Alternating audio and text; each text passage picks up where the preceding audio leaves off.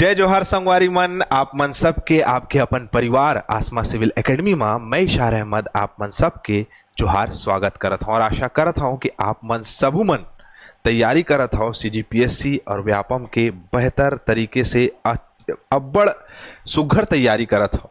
ठीक है, तो आज हम पढ़ेंगे 12 जुलाई का इम्पोर्टेंट करंट अफेयर जो कि हमारे एग्जाम के लिए बहुत ही महत्वपूर्ण है।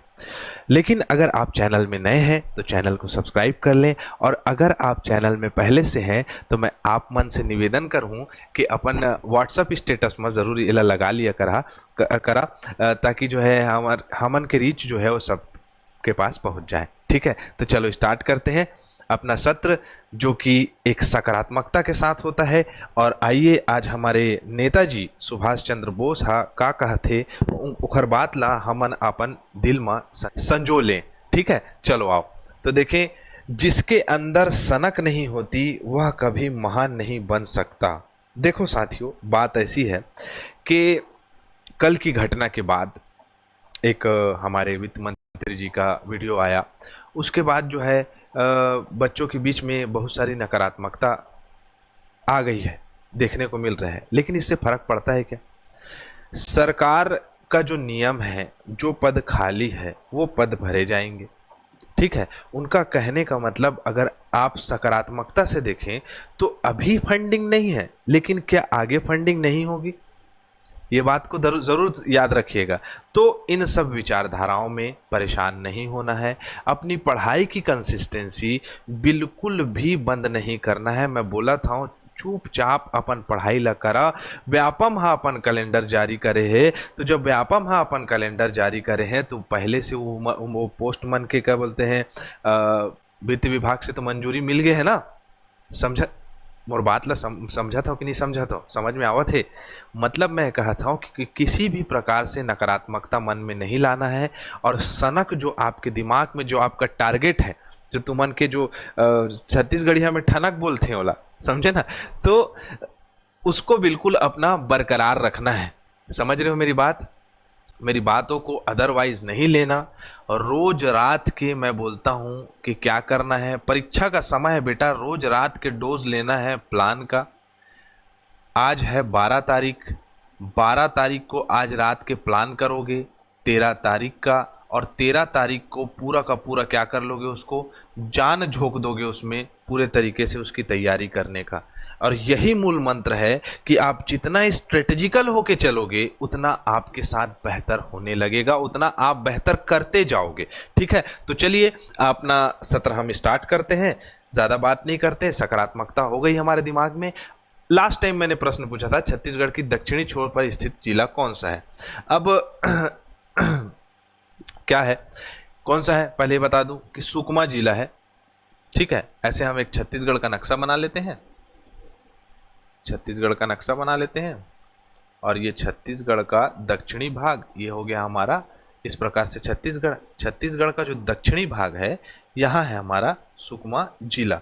इस सुकमा जिला सबसे दक्षिणी और सबसे उत्तरी जिला कौन सा है, इसका भी आंसर आपको कमेंट बॉक्स में देना है। ठीक है, सबसे पूर्वी कौन सा है, इसका भी आंसर देना है, और सबसे पश्चिमी कौन सा है, इसका भी आंसर देना है। मतलब कि नॉर्थ, साउथ हो गया, ईस्ट हो गया, वेस्ट हो गया। ये मैं क्यों करवा रहा हूं, क्योंकि बहुत जल्दी आप लोगों को जीके जीएस की क्लासेस भी मिलने वाली है, तो मैं देखूं कि आप लोग भी किस प्रकार से अपनी कंसिस्टेंसी बनाए रखे हैं। आज का प्रश्न है कि नवा रायपुर में आवासहीन, आर्थिक रूप से कमजोर और निम्न वर्ग के परिवारों को आवास आवंटित किया जा रहा था, और ये आवास के आवंटन की जो पंजीयन है, इसकी तिथि 31 आपका अगस्त 2024 तक की थी, लेकिन अब उसको क्या कर दिया गया है, बढ़ा दिया गया है। तो कब तक बढ़ाया गया है, तो मैं बता दूं कि 3 वर्षों के लिए बढ़ा दिया गया है। मतलब 2024 से अब क्या हो जाएगा, इसमें 3 जोड़ देंगे तो 2027 तक के ये पंजीयन होगा। नया रायपुर में नए आवासों का पंजीकरण जारी है, जिसको जिसको रहना है जाक पंजीयन करा ले, वह नया रायपुर में रहा। समझे? अरे सब जगह रहा भाई, नवा रायपुर में बहुत अच्छे नियोजित शहर है ना। अगर पूछेगा, प्रश्न पूछता है कि भारत की नियोजित शहरों में गिनती कौन कौन सी आती है, तो नवा रायपुर, अटल नगर, ठीक है, कौन सा हमारा छत्तीसगढ़ का राजधानी, उसके बाद भुवनेश्वर है, उसके बाद अहमदाबाद है, उसके बाद इंदौर है। ये सब क्या है आपका सुनियोजित, मतलब पहले से उसको नियोजित करके बनाया गया है। ठीक है, सिंधु घाटी सभ्यता जैसे रोड मिलेगा वहां आपको 90 डिग्री का। ठीक है, चलो, तो नया रायपुर के आवासहीन आर्थिक रूप से कमजोर एवं निम्न वर्ग के परिवार के आवासों। अब ये मत बोल देना सर आवासहीन नहीं है हम लोग, आर्थिक रूप से कमजोर नहीं है, मैं सिर्फ इसलिए बोला जाकर रजिस्ट्रेशन करा लो, नॉर्मली मजाक से बोले हो हैं, बोला दिल दिमाग में झन लिया। ठीक है, 3 वर्षों तक बढ़ा दिया गया है। 31 मार्च, सॉरी अगस्त निकल गया था क्या, अगस्त बोला होगा तो क्षमा चाहूँगा। 31 मार्च 2024 से कहाँ कर दिया गया है, 31 मार्च 2027 तक बढ़ा दिया गया है। ठीक है, अगला प्रश्न आपके स्क्रीन में ये रहा, रायपुर बलौदा बाजार सड़क के लिए भारत सरकार ने भूतल परिवहन मंत्रालय को कितने करोड़ रुपए का जो है स्वीकृति दिया है।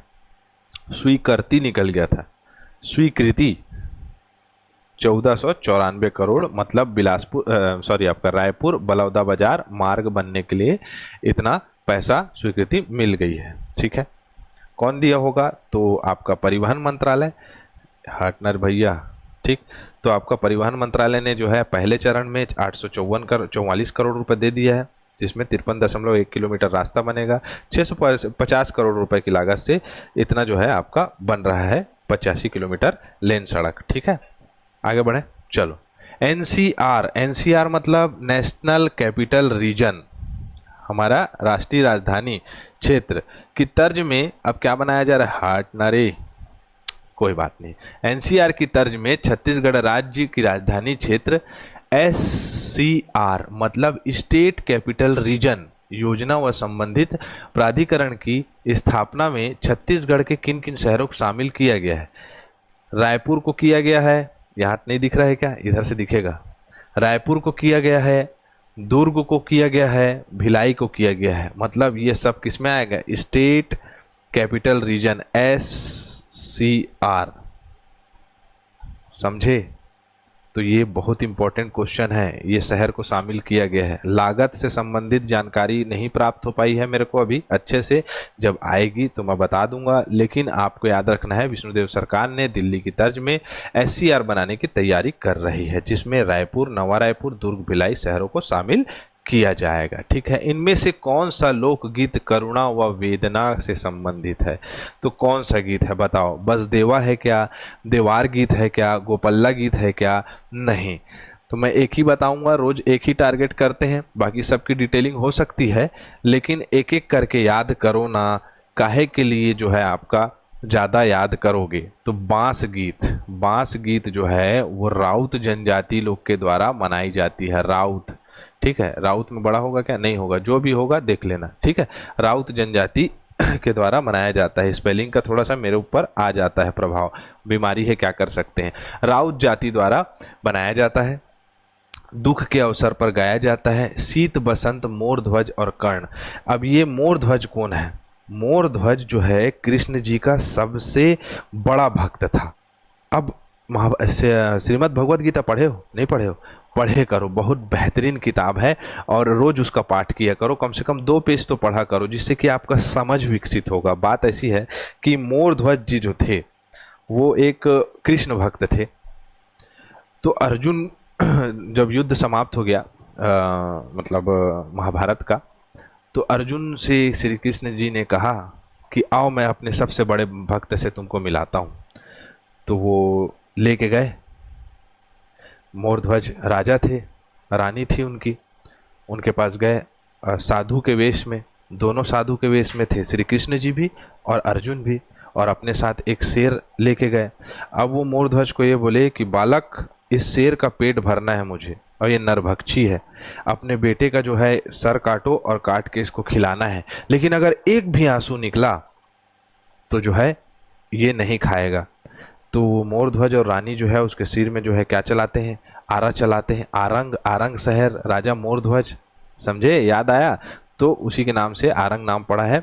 और आपका मोरध्वज जो है वो उसको बाद में श्री कृष्ण बोलते हैं कि बेटा हम तो तुम्हारा परीक्षा ले रहे थे, सब उसको पुनर्जीवित कर देते हैं उसके बच्चे को, और जो है वो लोग चले जाते हैं वहाँ से। तो इतने बड़े भक्त थे राजा मोरध्वज। कर्ण जी, कर्ण की बात तो कोई जानता ही नहीं कि इंद्रदेव स्वयं स्वयं आए, उनका जो है कवच और कुंडल जो है मांगे तो कर्ण जो है महादानी वो दे दिए।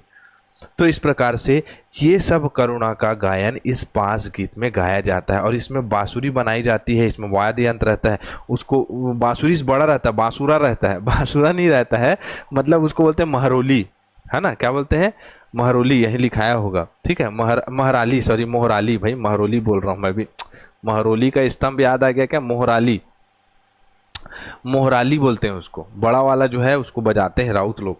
और सब यहाँ बैठे हुए हैं ना एकदम, ये देखो, अरे कहाँ है बाबू रे, ये देखो देखो, करुणा गीत है, सब के सब शांति से बैठे, ये महरोली बजा रहे हैं, मोहराली बजा रहे हैं, ठीक है, मोहराली, बड़ा बड़ा बांसुरा रहता है, बांसुरा नहीं मतलब बांसुरी का बड़ा रूप रहता है, ठीक है। चले, बांसुरा मत बोल देना, है ना। फिर उसके बाद अगर इसके प्रमुख गीतकार की बात करें तो केजूराम यादव, है ना, बासिन के रहने वाले हैं, और नकुल यादव, केजूराम यादव, नकुल यादव, केजूराम यादव, नकुल यादव, ऐसे याद रख लेना, है ना, दोनों यादव यादव, यादव ब्रदर्स। तो राउत जाति में इसको गाया जाता है, ठीक है साथियों।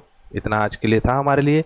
छत्तीसगढ़ में सर्वाधिक वर्षा क्षेत्र गाँव कौन सा है बताओ। ये बहुत बहुत जो है मतलब आसान सा क्वेश्चन है।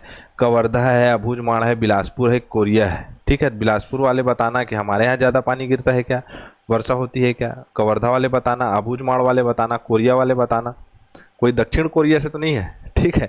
अभी तक हमारे चैनल को सब्सक्राइब नहीं किए तो सब्सक्राइब कर लें, टेलीग्राम से जुड़ जाएं, और इंस्टाग्राम चैनल को भी फॉलो कर लें, वहाँ डेली अपडेट होता है ना, मतलब यहाँ भी होता है डेली अपडेट, वहाँ डेली अपडेट आप लोग को एक बूस्टर मिलता है, डेली डोज मिलता है, सॉरी, वो आप लोग उसको भी पढ़ा करिए। क्योंकि इंस्टा में क्या करता है, आदमी आके रील पलटाते रहता है, दुनिया भर का मोटिवेशनल देखता है, लेकिन वो सब चीज़ से थोड़ा सा किनारे होके पढ़े करो, वहाँ पर समय नहीं खराब होता। कब जो है समय नहीं खराब करना है, क्योंकि कब जो है क्या हो जा रहा है, टाइम वेस्ट हो जा रहा है, किसी को पता नहीं चल रहा। और अभी एग्जाम का समय है, बिल्कुल कंसिस्टेंट रहना पढ़ाई में, ठीक है। चलिए, तो इसी के साथ मैं इजाज़त चाहूँगा। जय जोहार, जय छत्तीसगढ़।